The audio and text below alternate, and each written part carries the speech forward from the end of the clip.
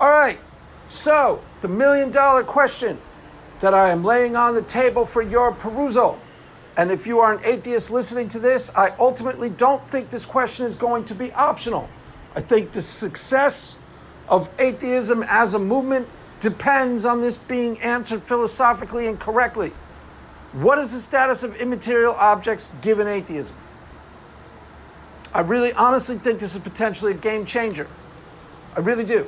Now, if you have been listening to my videos, I don't need to answer your question, Craig. All atheism means a lack of belief in God. You're the one making the positive claim, Craig. Yeah, yada, yada, yada. All right, calm down. Really, honestly, nobody listening to me right now necessarily needs to answer the question. But the smart set atheists, the philosophical atheists, some of whom, as I've already explained, are on a strategy, have strategies of potential reconciliation, are trying to address the question. But what it looks like I have stumbled upon in my philosophical investigations is a potentially lethal, at least seeming contradiction right at the core of atheism. And the question was framed thusly: what is the status of immaterial objects given atheism? So let's explain. The status of immaterial objects, as I've explained in other videos, is a core philosophical question going back hundreds, if not thousands of years. In general, there are only a handful of strategies wherein, usually the skeptic tries to relegate all things transcendent to the category of those things don't exist. Why? They can't be empirically verified for. Ergo, they are innately, really obviously, more consistent with atheism. The problem is, as I've tried to point out in other videos, and really think I've pointed out successfully, is they can't be relegated to the status of non-existent. For example, the laws of logic. I use the laws of logic. Pine Creek uses the laws of logic. Pine Creek, an atheist, uses the laws of logic to formulate his ideas when he is making his hypothetical scams.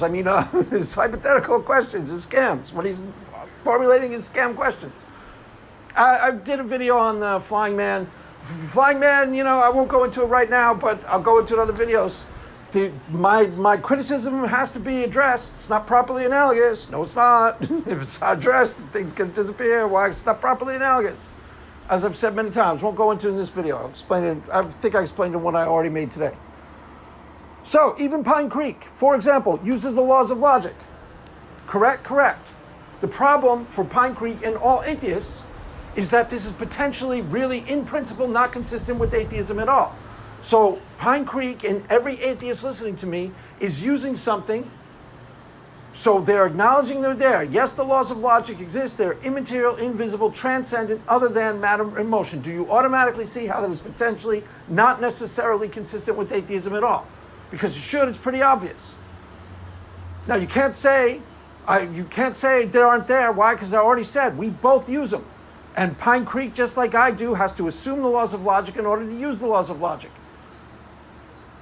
Which means they are there in his ontology as provable fact, and Pine Creek in every atheist, except for a handful.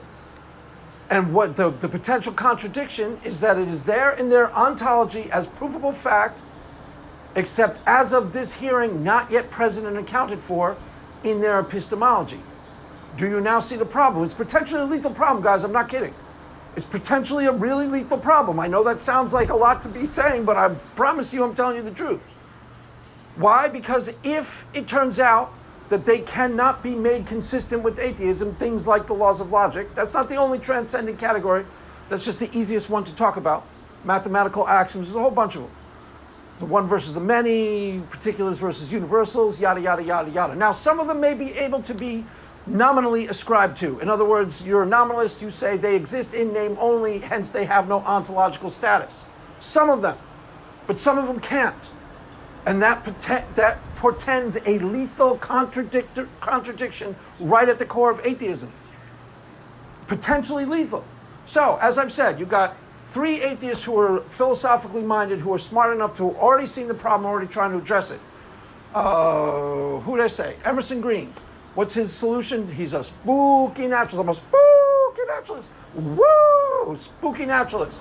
Okay, potentially a strategy of reconciliation. Eric S. Reinhardt. I'm a platonic atheist, Craig. Okay, fair enough. Potentially a strategy of reconciliation. And Thomas Nagel, who's who actually helped bring this problem to light in my mind, because he recognized this before I did, and he's been working on this for a long time.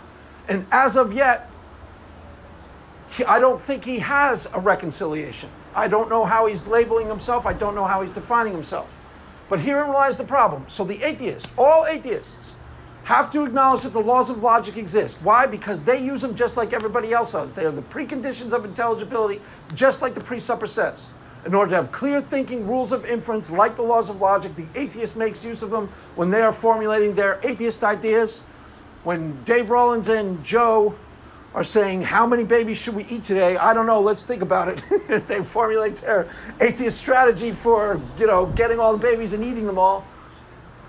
Joe will go, well, A equals A. I'm going to use the law of, they'll use the laws of logic as tools of inference when they're formulating their ideas just like everybody else does. The problem is, potentially the problem. Now, I'm just saying potentially a problem, so if you're an atheist, simmer down, relax. Potentially problem, but potentially lethal problem. The problem is, they are using something in their ontology, they are granting ontological status to something that as of this hearing is not yet present and accounted for in any atheist epistemology. I told you 3 potential strategies of reconciliation. The problem with those potential strategies, for example, Eric S. Reinhardt calls himself a Platonic atheist. Okay, fair enough. Is that something that can actually be, though? That's the point. It's not clear to me that that is something that can actually exist. That's why when he was on my channel, I asked him point blank, don't you get pushback from other atheists?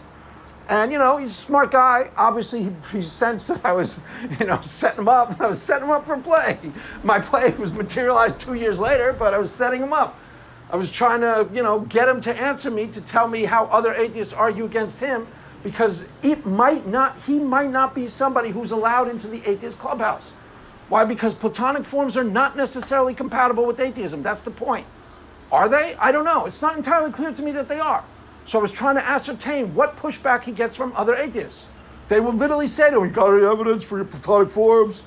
Can you empirically verify for your Platonic forms? And I don't believe him. Okay, so the atheist doesn't believe him. That's their first strategy, right? If you can't empirically verify for it, Craig, I don't even want to hear about it. You can't empirically verify your Platonic forms. Sounds like woo to me. Okay, problem is, some of these quote-unquote Platonic forms or transcendent categories exist as provable fact. For example, the laws of logic. Like I said, you run this apologetic correctly, you can literally fry an atheist brain. Literally, I've seen it happen. And it's a real frying of the brain. It's not the gimmicky garbage that atheists will pull. Jesus is drowning babies, Greg. Your Jesus drowns babies. That's gimmicky and dumb. It's appeal to emotion in the dumbest possible way. It's a dumb argument. Trust me. If you don't see why, just take a look and think about it. It's dumb. Really dumb. Profoundly dumb. Dumber than dumb. This isn't dumb. This is really intelligent. And it's on point. So, to underscore why this is actually relevant to the status of atheism overall, if this question doesn't get resolved meaningfully for the entire atheist community. Now, only a handful of atheists are going to be able to solve it. Obviously, only people smart enough to even understand what's being discussed, like Emerson Green. But it's not entirely clear to me that it can be reconciled with atheism. So, let's look down the road 50 years.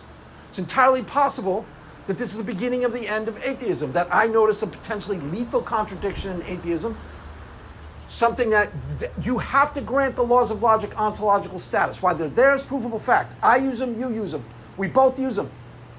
That's like me saying, in my worldview, the sky doesn't exist, Craig. Okay, the sky exists is provable fact. You can't prove the sky's there.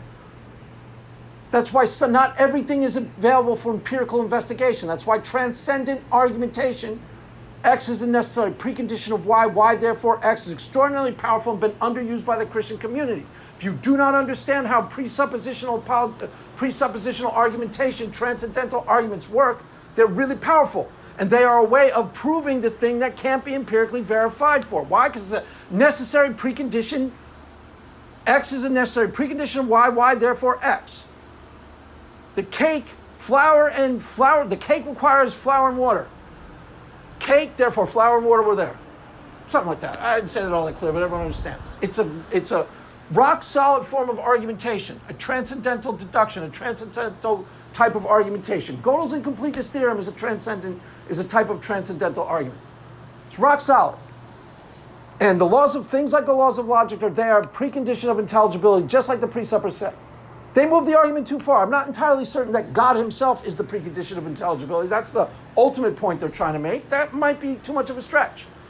But in my investigation of presuppositional apologetics, and I've said, there's a reason why I started delving into them.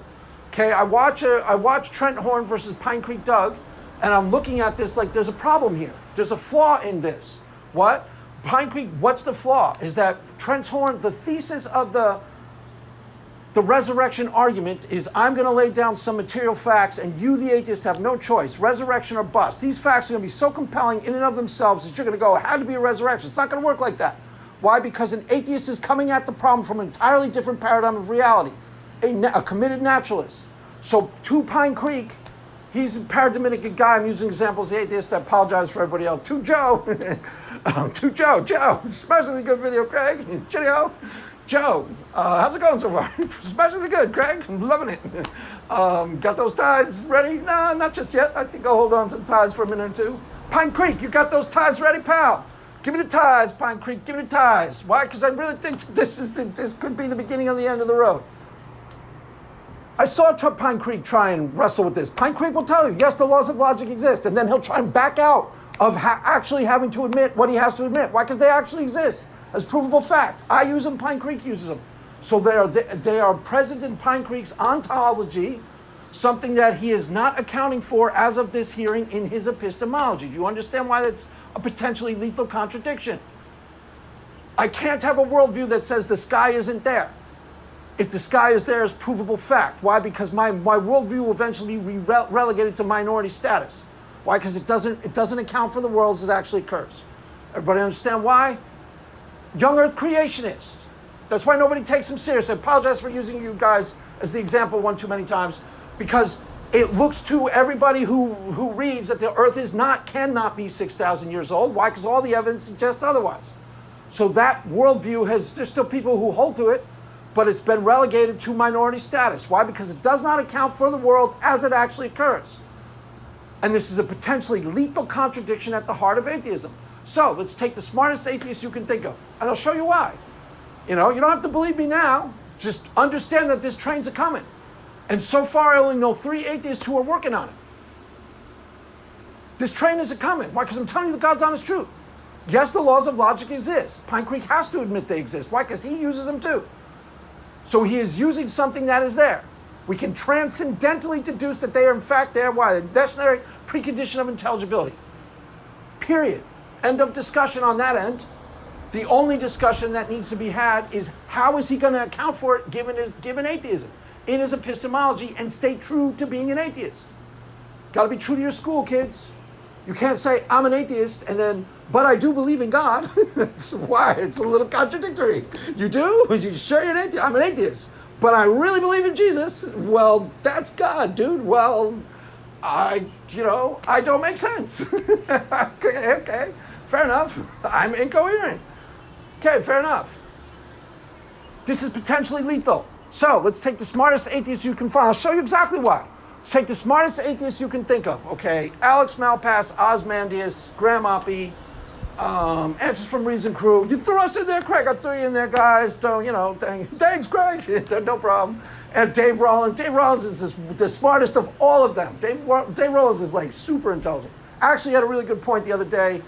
What do you say? People are emotionally attached to the label atheism. Therein lies a potential flaw too. That was his observation, very astute observation. A lot of people are emotionally attached to the label atheist.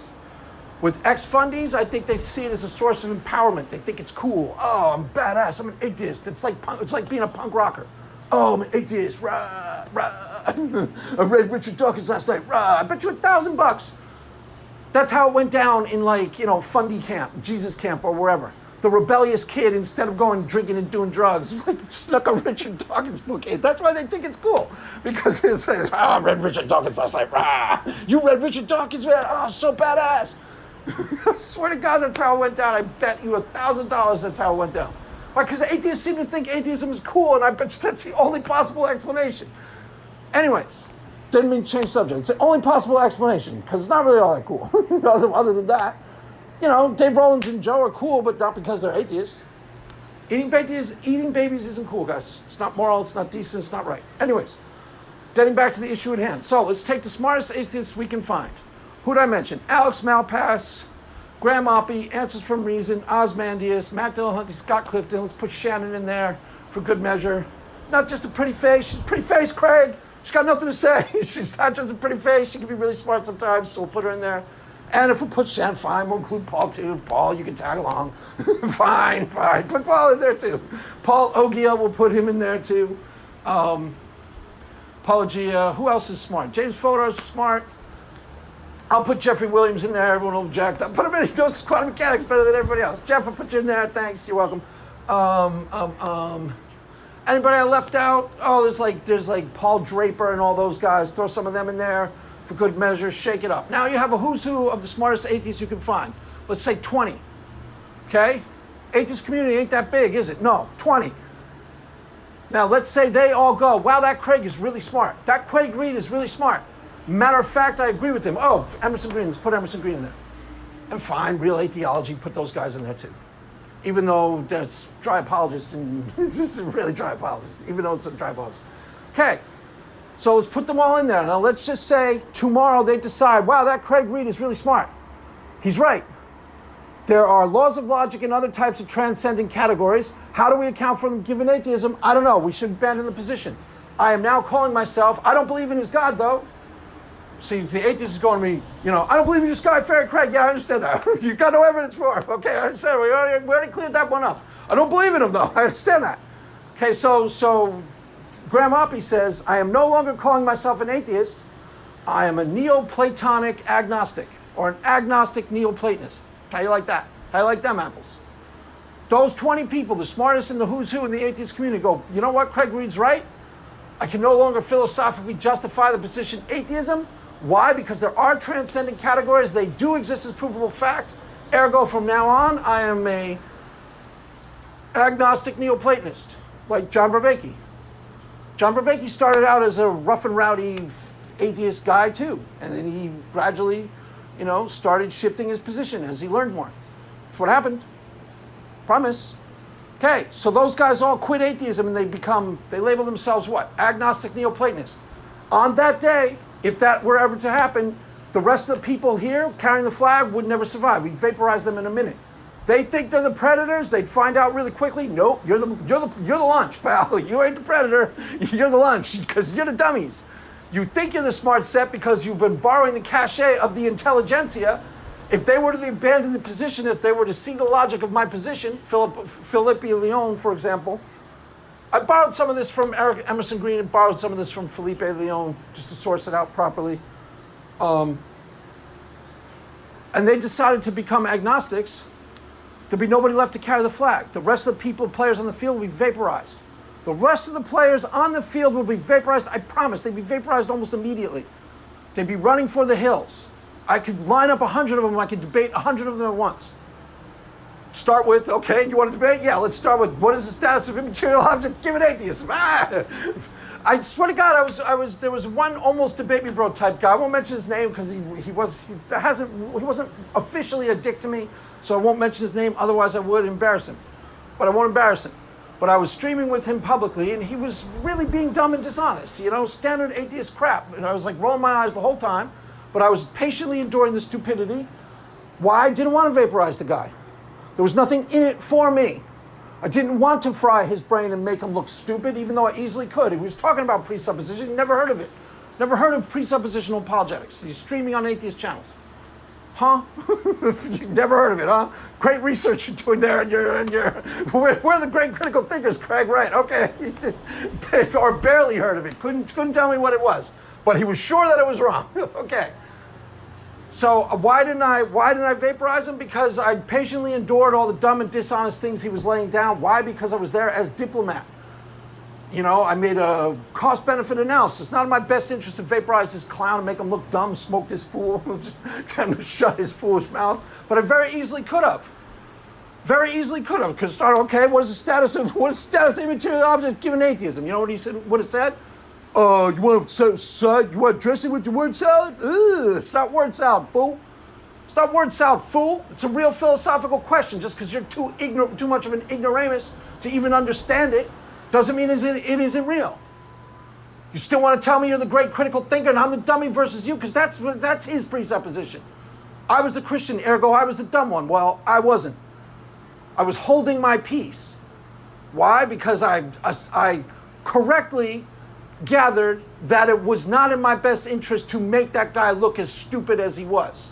Why? Because I was there as diplomat. I was accumulating political capital. One day I'll explain to you accumulation of political capital. It's really wise, by the way, and I'm very good at it. Very good at it. It's a much smarter, wiser strategy. It's how you win things without ever actually, making a lot of conflict for yourself. It's one of my key things. Notice I don't get in a lot of conflicts. That's by design. Well, I don't want to get in a lot of conflicts. They're a waste of time. They're a waste of time. This would, at the very least, this would have been a waste of time. At the worst, I would have come up looking bad, because I would have gotten mad at him. I would have smoked him, made him look foolish. He would have felt foolish for sure. For sure, I would have made him feel like a total babbling idiot. Why? Because he essentially was. He just thought he was the smartest guy in town. I didn't share that presupposition. I didn't draw the same conclusion. I don't think you're the smartest guy in town, fool. So you keep ticking me off, and I will roll up on you and make you look like a stupid idiot within 2 seconds. Start with that question.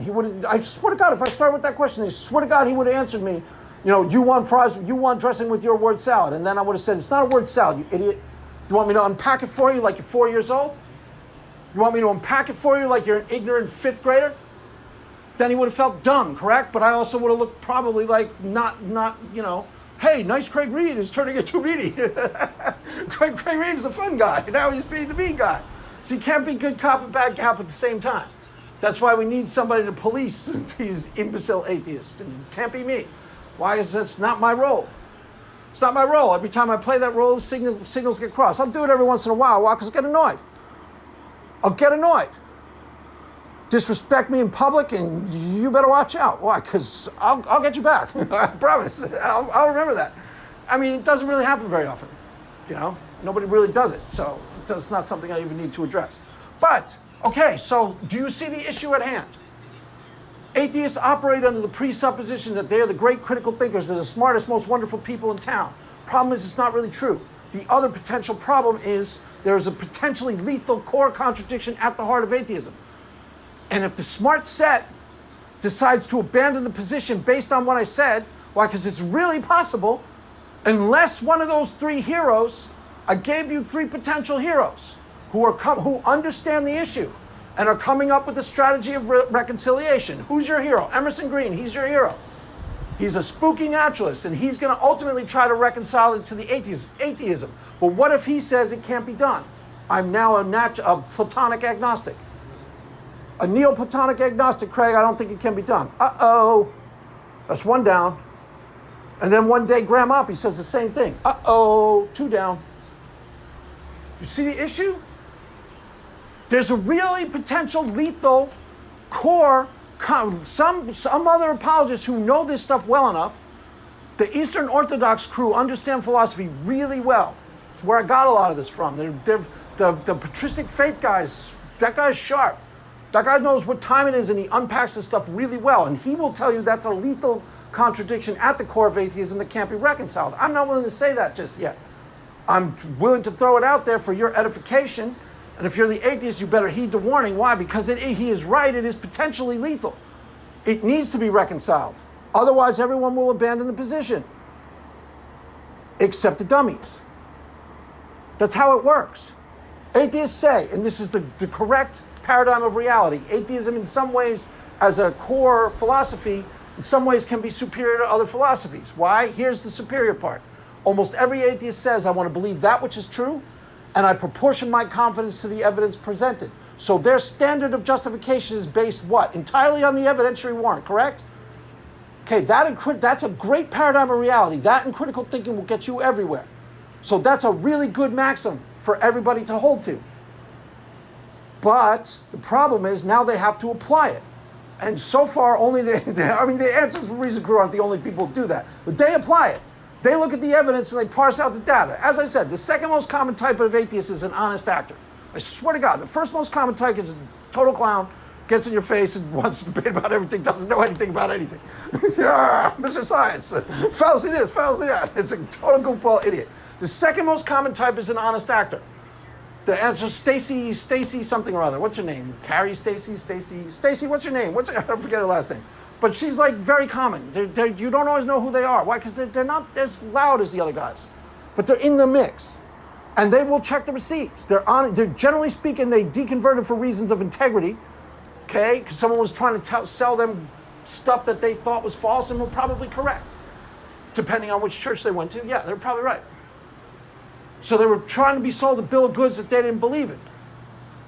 And for the most part, that second most common type of atheism will check the receipts. If you say, here's the evidence, and you say, these are the evidentiary justifications, here are the receipts, they'll look at it. And I'm giving you the receipts right up front. And I'm telling you the God's honest truth. There's a potentially lethal contradiction at the heart of atheism. The status of immaterial objects is what is in account. They cannot be relegated to the status of non-existent. They cannot. That has already been tried and failed. It was called logical positivism. That is in essence what it was about. Or Hume's fork, another strategy of they're not there.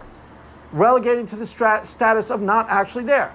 When Matt Dillahunty was in his debate with Tyler Vila, which I think I already posted at this point, I analyzed, okay, he even started to say he understands this to some degree, he just doesn't understand how this is something that he needs to actually deal with. This is deeper than just saying, I don't believe in your sky fairy, Craig, you got no good evidence. I understand that part. You got no good evidence for your sky fairy. I got that part. I get it. You know, but you really don't. So, got evidence? If you had evidence, Craig, we wouldn't even have this conversation with your philosophical mumbo-jumbo word salad. Sounds like a lot of song and dance. Sounds like a lot of tap dancing, Craig, instead of just presenting the evidence, okay? I honestly thought that was funny because that was just so... There is somebody who's gearing up to say just exactly that. I promise that guy's out there who's going to say exactly that. And doesn't realize that he is a caricature of himself. He's a living parody because he is. He doesn't realize it. Why? Because he ain't that bright. Once you get past the smart set atheist who I mentioned, the rest of them ain't really doing well. I promise. They think they're critical thinkers. They aren't. So, do you see the issues? Does everyone understand the issue? I guess I'll wrap it up before I say something else. It's potentially, I'll make other videos about it. I'll unpack it. Watch my analysis of Tyler Vila versus Matt Dillahunty. Then there are other videos coming down the pike. One of the things I've latched onto is the Eastern Orthodox school. Like I said, the patristic faith guy. I almost half get how they're trying to move the argument to God. I almost half get it, and there may be a core argument there that's relatively strong. But I'm not willing to say it's there yet. But this first part, okay, this thing that I discovered is actually potentially really a problem for atheism. Why? Because it needs to be reconciled. Is there such a thing as a Platonic atheist? Ask yourself that. Ask yourself what the Platonic forms mean, find out what they mean, and then go ask Eric S. Reinhardt what he means by being an atheist and how he's reconciling to that to some transcendent, immaterial, other than matter and motion realm. How is he doing that? As soon as you start putting it in clear terms, transcendent, immaterial, invisible, other than matter and motion realm, doesn't that already sound suspiciously like a type of theism? Because it should, because it is. It's compatible with all types of theism. As I've said 1,000 times, the atheist says they can't all be right, but they can all be wrong. Okay, what if they all say the same thing? They all say the same thing. Every single solitary theist framing out there says there's an invisible, immaterial, transcendent realm other than matter and motion that undergirds and interacts with the known visible material world. All say that. The only thing, so they all believe in some form of the forms, the only thing being discussed between me and a polytheist is, is it unity or polity or polity? Other than that, we all believe the same thing. The only thing being discussed between me and a Taoist, is it some type of energy-esque type thing, some sort of vague, not a personal thing? Or is it a personal entity? And actually, the Eastern Orthodox have some pretty interesting arguments as to why it has to be a personal entity. They really do. I'm not sure if they completely work yet, so that's why I'm not bringing them out and telling you I won. If they work, guess what? I won. I'll bring them out and go, I won. You guys can't stop this bum rush. I will. I will. I'll tell you ahead of time. Why? Because if the core argumentation is correct, you don't have to worry about anything. One last thing I'll say, just as a side note. Generally speaking, okay, the more nuanced, the more compromised position in debating is actually the more powerful position. Never forget that. You only have basically two polarities. Either something you are trying to defend is either unassailable, which means it's easy to defend, or it's virtually indefensible, which means it's almost impossible to defend. Therein lies the problem for fundamentalist Christianity. Why? It's virtually indefensible. Its core ideas are virtually indefensible because it says there are some of the things that they believe that are identical to what I believe. That's what atheists don't get. Okay, in some ways we believe the same ontology, same Jesus Christ, hallelujah, rose from dead, yada yada. Okay? But then they go on to believe other things that are virtually indefensible. Virtually indefensible, for example, young earth creation. Virtually indefensible. Why? Because all of this evidence suggests otherwise. Now, as I've said, if you're a young earth creationist, I have no agenda against you. Just don't shop it around in public. If a Christian waters down the metaphysical claims of Christianity, so they are shopping around they can shop around a version of Christianity that is essentially unassailable, cannot be defended against. Why? Because you've watered down the metaphysics. If you hold to positions too rigidly rather than robustly, then all fundamentalists says that. These things are true come hell or high water. I don't care what the evidence says. Why? Because these things are true. They're synonymous with Christianity. Well, they aren't. They aren't. So you can abandon those positions and be agnostic about them and still be a Christian. Very much committed Christian. I'm a more committed Christian than almost anybody I know. But I don't hold to things. I adopt the atheist paradigm when I'm examining anything other than the core of Christianity. My only core beliefs versus Christianity are God exists. Do I have any other doctrine other than that? God exists, he's faithful, and he's sovereign. That's about it so far. When I get other doctrines, I'll pull them up. Those are the only ones I'll defend. Why? Because they're virtually unassailable. They're virtually unassailable. And you too can know him. And give me the ties. Pine Creek Doug, give me those freaking ties. Pine Creek Doug ties are going to be the most beautiful ties that are ever tied. That's why almost all core atheist counter-apologetics are idiotic and imbecilic. Why? Because they are not attacking ontology. They have nothing, they are not relevant to ontology. They are scams. They are, sleight of hand counter-apologetics. They attack an iteration of Christianity, usually fundamentalism. A framing, a theological framing. Go, see, this can't be true. Okay, it's probably not true. That's why I don't believe it or hold to it. Oh, you're not allowed to do that, Craig? Yeah, I am. You watch me. I'm agnostic on that topic that you're saying you've proven false and therefore God doesn't exist because it has nothing to do with ontology. Again, I won't get into this video, but you're going to have to eventually listen to the answers from Reason Crew. Why? Because the reason why the core argumentation in the atheist community is so weak, is so bad, is because they refuse to think propositionally. Ask yourself a quick question when you're formulating a counter-apologetic. Is this relevant? To what? To the proposition God exists. Or the proposition God does not exist. If it's not relevant, throw it out. Why? Is it irrelevant? If both things, the favorite argument in the atheist community is totally irrelevant, one day it will vanish.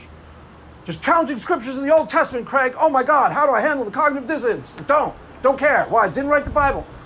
And I'm not necessarily a literalist. Bible may be inerrant, but, again, that's one of those indefensible propositions. You don't have to publicly hold and defend it. It may be true. I listen to some of those arguments, but there's some things in there that strike me as really jarring and weird. So I don't think it's true. I don't hold to it publicly. It's maybe 5 or 10% chance that the Bible's inerrant. There's a small chance. It's possible.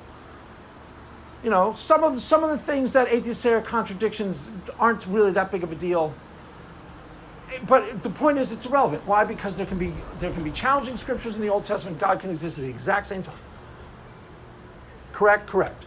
Therefore, it is not an argument against the existence of God. It is potentially halfway decent argument against the inerrancy of the scriptures. Okay? But it's not an argument against the existence of God. And almost every atheist tries to pretend that it is and doesn't notice that it's irrelevant. Why? Because they're not very good at critical thinking. Honestly, that's the real answer. Honestly, that's why. Because they want to score fake points for atheism, and they don't want to hold to things because they're true and the evidence suggests them. They think things are true because Aaron Ross says so. I swear to God, that's a huge chunk of it. Dave Rollins, again, credit Dave Rollins with that one, because I borrowed that from him. So that's a really astute point. They think it's true not because the evidence suggests it. They think it's true because Matt Dillahunty said so. Okay, that's not a good reason to believe something. Matt Dillahunty, there's no inerrancy. Matt Dillahunty doesn't come with the papal authority. He's not the Pope of atheism. He may seem to, I really think he might be. No, I really don't think he is. He's not infallible. Matter of fact, he's been really weak in some arguments, some debates. I'll show you. I'll unpack them for you. There's sometimes where he falls flat on his face. Sometimes he's really good. Sometimes he's weak. He's not infallible. So you can't hold to something just because Aaron Ross says so. You've got to do what atheism demands that you do, which is what? Examine the facts. Look at the evidence. What does the evidence suggest? Do you have sufficient evidentiary justification for the position? Now, as I started this whole thing off with the core philosophical presuppositions, examine your core your core philosophical presuppositions. Are they robust and defensible? Do they make sense? You have to use that paradigm there too. Why? Because you need a coherent and cohesive